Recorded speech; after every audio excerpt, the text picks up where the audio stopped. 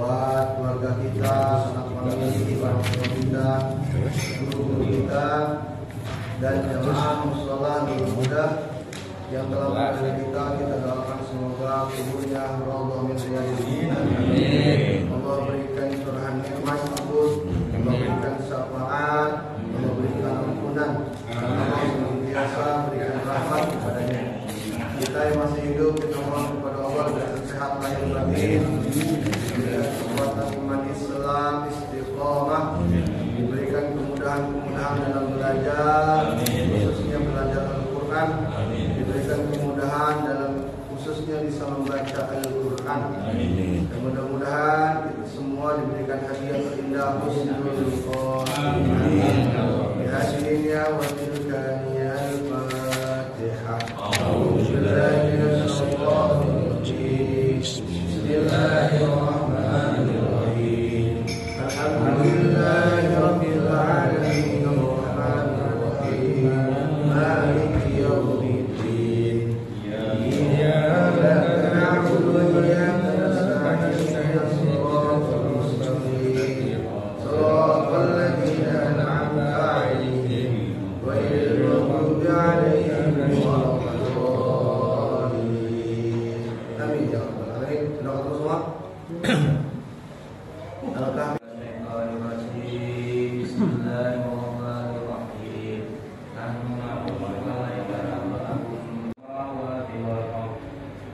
Samawati wal ardi lan nad'uwa min dunihi ilaha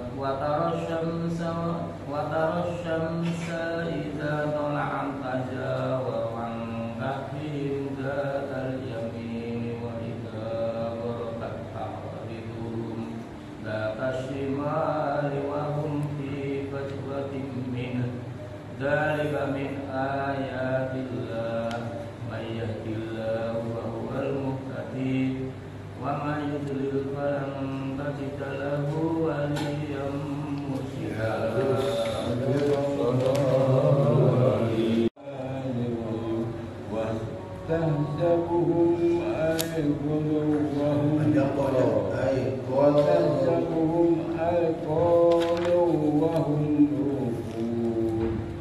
ونقلبهم ذات اليمين ولا تجد من الشيطان الرجيم.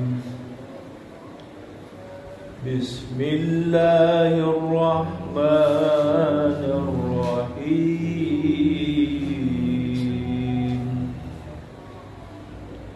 ولا تقولن لشيء إني فاعل ذلك غدا إلا أن يشاء الله واذكر ربك إذا نسيت وقل عسى أن يهديني ربي أقرب من هذا رشدا. Ardi Fa'asabaha hasiman tadulu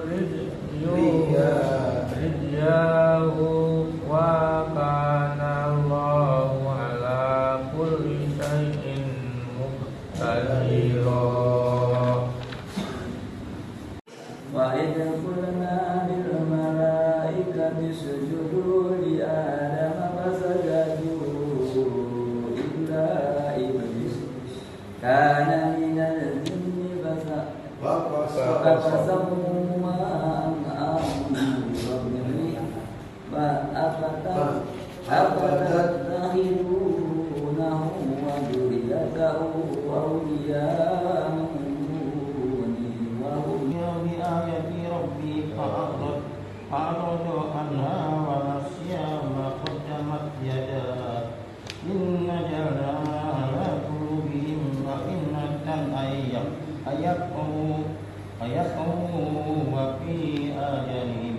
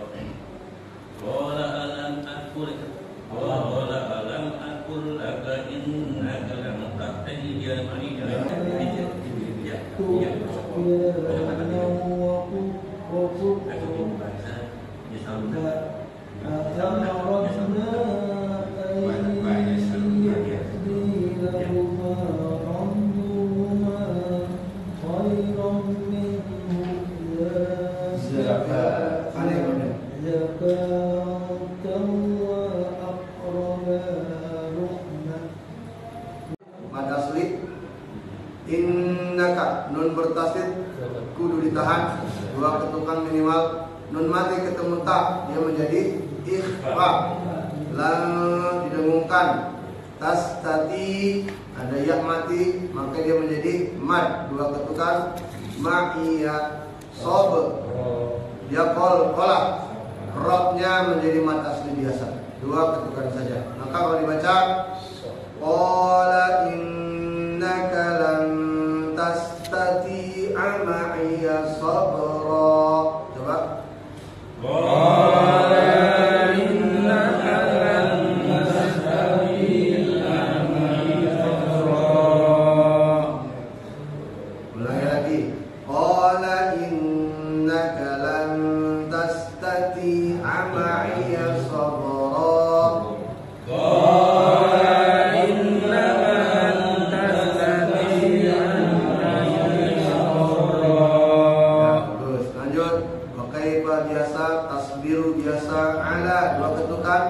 Ma, dua ketukan. Lam tuhit, ada qalqalah.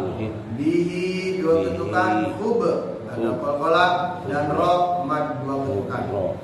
Wa kaifa tasbiru ala ma lam tuhit bihi khubra. Wa kaifa tasbiru ala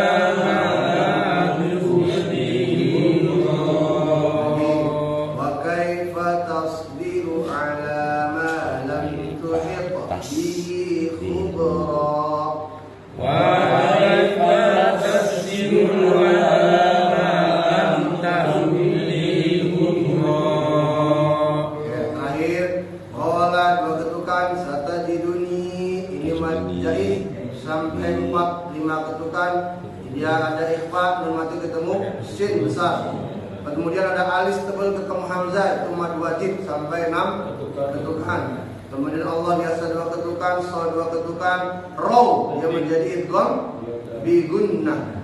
Ditahan raw 2 ketukan, wala dia sama mad jaiz 4 sampai 5 ketukan, aksi 2 ketukan, laka amra 2 ketukan. Dibaca qala satajiduni insya'allahu sabira. Coba. Qala satajiduni insya'allahu sabira. Qala satajiduni insya'allahu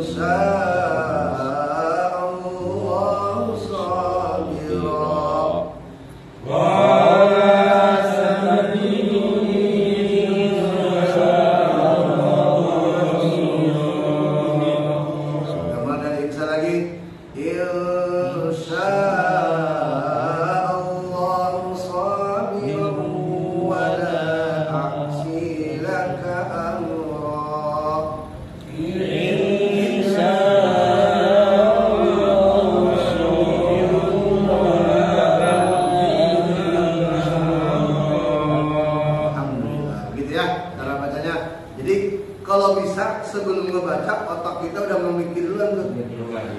Ini bacaannya kira-kira 2 ketukan, 3 ketukan. Kalau ada alis itu otomatis panjang, alis yang tipis 4 ketukan, alis yang tebal 6 ketukan. Gitu. Kalau napas yang udah tebal gimana lagi? Nikmatin aja deh. Nah, jamaah sekalian, sama seperti di kelas sebelah, ini saya fotokopi buku ya tadi ya. Ini namanya panduan tahsin tilawah. Kita akan kaji mulai dari definisi apa itu tahsin sampai dengan selesai. Ada latihan-latihannya di sini, tadrib agar kita bisa lebih terarah dalam belajar. Nanti insya Allah setiap pekannya bergantian.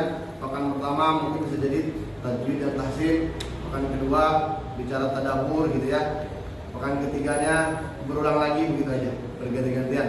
Mudah-mudahan satu buku bisa selesai pada pasalah semua insya Allah. Amin. Kalau istiqomah ya. Nanti bukunya ada sama Edi. Ada. Versi besarnya ini versi kecil ya. Saya bikin yang besar dari Edi. Nanti kita bahas satu-satu ya. Saya udah kasih ke Edi. Nanti yang mau fotokopi silakan aja. Saya pilihkan yang paling tipis karena kemarin buku yang saya buat tebal banget, agak lama nanti belajarnya, biar lebih tipis. Ini kalau ini banyak latihan kalau ini, tapi kalau ini lebih ringkas. Saya pilih yang paling ringkas. Ini karya M. Nakmun Salman MTDI. Jadi saya juga belum tahu dari mana, tapi saya cari di internet yang paling tipis ini. Saya lihat juga bagus di sini. Tidak jauh dari yang yang publik ya. Jadi di sini ada latihan ini. Subhanakallahumma wa bihamdika asyhadu an la ilaha illa anta astaghfiruka wa atubu ilaik. Yuk kita suruh dapat pahala haji dan umroh. Amin. Bicara keabsahan sholat, yang penting tutup aurat. Dia pakai lepis ditutup aurat. Bacaannya lebih bagus, maka itu yang lebih bagus gitu. Memang perlu kebijaksanaan, perlu masing-masing lapang dada banget. Memang karena anak muda adabnya kurang ya. Jadi imam itu kan berat Ustaz ya. Betul, sangat berat. Tapi ada yang baru belajar agama, langsung gencer aja dia ke depan. Karena di situ ada suara hajinya apa gitu. Ya. Banyak beberapa ulama yang ngerti kayak UAS gitu ya, dia mendingan gak jadi imam kalau jadi tuan rumah tuh, mendingan tuan rumah aja jadi imam. Jadi menghargai orang. Sebab kita nggak tahu adat di situ pakai yang mana. Kayak saya misalnya berapa kali undang maulid nih ceramah, kalau tahu masih bisaan gitu kan, bisaan bareng. Ya kita nggak tahu di situ gimana adatnya, apakah zikirnya jahar, zikirnya sir gitu kan. Kalau kita tahu nggak pakai Bismillah, kita harus tanya dulu kalau mau bertamu, adik-adik makin. Ada yang mati. Kalau kompleks itu saya yakin rata-rata dia mau pakai jahar, dia enggak, bebas gitu. Tapi kalau beberapa teman-teman itu nahdiyin misalnya, dia harus pakai zikir, kita harus ikut. Walaupun kita benar banget, tapi kalau kita nggak ikutin, ini kurang beradab. Itu kadang gitu-gitu, kadang perlu banget. Makanya sampai sebesar Imam Sudais diundang ke Istiqlal, yang dia biasa nggak pakai Bismillah, begitu di Istiqlal dia pakai Bismillah. Karena dia tahu orang Indonesia kebagian suara pakai Syafi'i. Makanya Bismillah dijaharin. Kita juga begitu kalau main di Masjid Orang Muhammadiyah, di imam. Ya kalau dia nggak pakai kunut, usahakan kita pakai kunut juga. Menghargai orang sekitar yang lebih banyak nggak pakai kunut. Katakanlah bapak diundang ke Solehawa, kan nggak pakai kunut tuh. Saudara kita di sebelah sana salaf. Ya udah mau kita hargai yang paling banyak. Sama dia juga imam dia terkenal, misalnya Dr. Firanda kan dari sini nih, kan di YouTube terkenal banget tuh beliau, syekhnya Salafi ya, yang istrinya 4 atau 5. Dia tuh kalau datang ke sini, ya dia harus menghargai kita, karena mengajar di sini lebih banyak astagfirullah. Kalau dia pintar ya, pintar dalam beradaptasi. Kecuali dia udah ngajar di sini, teman-temannya semua jamaah udah ngikut dia, pikirannya sama, dia mau nggak mau ikutin dia. Makanya sebagian orang menganggap GAM namanya, gerakan ambil masjid. Hati-hati teman-teman kayak gitu ya. Kalau udah ada orang celana cingkrang, dia duduk di belakang masjid imam, Lama-lama kalau imam kita nggak ada bisa diambil dia. Nanti cara-caranya ngikutin dia. Ya kalau saya sih nggak ada masalah, cuman kadang beberapa orang mempermasalahkan. Ya hati-hati aja kalau takutnya nanti jadi ribut gitu ya. Sebaiknya ya siapkan memang ada orang yang menjadi imam tetap di sini, rawatib ada di sini, kita jagain kebudayaan kita, kebiasaan kita. Jangan sampai ada konflik di sekitar. Karena kalau beda dikit-dikit itu udah ribut mulu dah. Dan kadang pada nggak saling lapang dada terhadap perbedaan. Walaupun sama-sama punya dalil. Kalau dia pun punya dalil, tapi tadi ada dalil yang namanya, yaitu tadi kebijakan lokal. Dakwah tuh begitu, nggak bisa langsung disakutin. Kita jamaah juga begitu, harus lapang dada, datang ke masjid orang yang berbeda fikih. Dia salah langkah, ini salah masjid. Imamnya nggak kunut, kita kunut sendirian. Nah itu nggak boleh. Imam dipilih untuk diikuti. Kalau dia nggak kunut, ya kita jangan kunut. Nggak usah juga sujud sahwi, nggak usah, karena tanggung jawab imam udah. Berarti saudara nggak usah jamaah, nggak usah bingung, dosa nih nggak baca kunut gitu kan, karena biasa baca kunut. Tapi kalau di imamnya yang nanggung, semuanya ditanggung dia. Tapi di Mekah sih sawi mulu nanti. Tadi Mekah nggak ada kunut tapi sawi mulu. Tapi di sana memang agak orangnya apa namanya tidak toleransikan kita. Kita sholat kunut dilarang di situ, tapi sholat disampaikan. Kenapa? Besok nggak boleh sholat kunut di sini. Langsung begitu. Disampaikan langsung. Ya gitu, karena dikuasai sebagian oleh orang salaf ya. Di Mekah itu orang salaf. Makanya orang Madura, berarti saya sampaikan sama dia ini berarti. Di sini sama dia, berarti orang Arab sama dia semuanya. Bukan itu, nggak boleh, baru sadar dia. Iya. Dia kan ngomong kan, berarti maunya sama dia nih. Sampai sholat itu. Sampai sholat sampai jangan. Berarti orang Arab sama dia semua. Nah yang dimaksud dengan perbedaan adalah rahmat itu di situ. Masabnya. Jadi kalau kita mengerti semua masing-masing perbedaan itu akan berlapang dada dan menggunakan suatu saat perbedaan itu. Contoh Imam Syafi'i kan bersentuhan dengan laki perempuan aja udah batalkan dulu. Nah kalau kita ke Mekah pegang itu terus selesai. Gak bakalan bisa kita jaga wudhu di sana. Karena kan tawaf itu nyampur. Apalagi kalau berebut Hajar Aswad.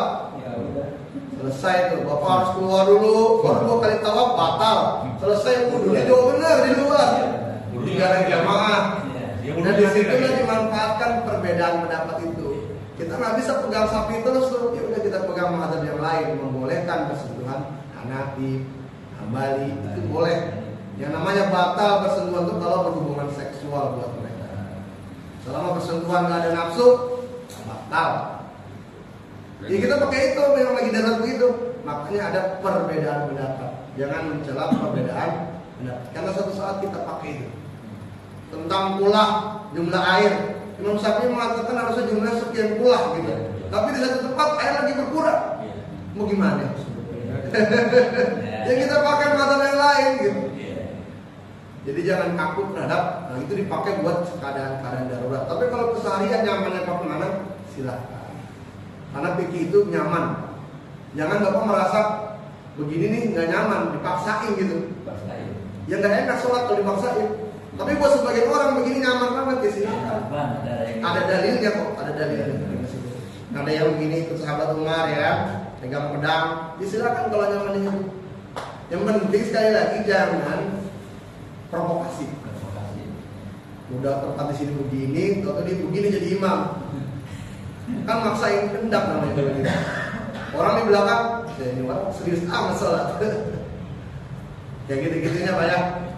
Jadi penting banget tuh begitu-gitunya tuh kitanya harus selalu belajar, imamnya kudu bijak gitu.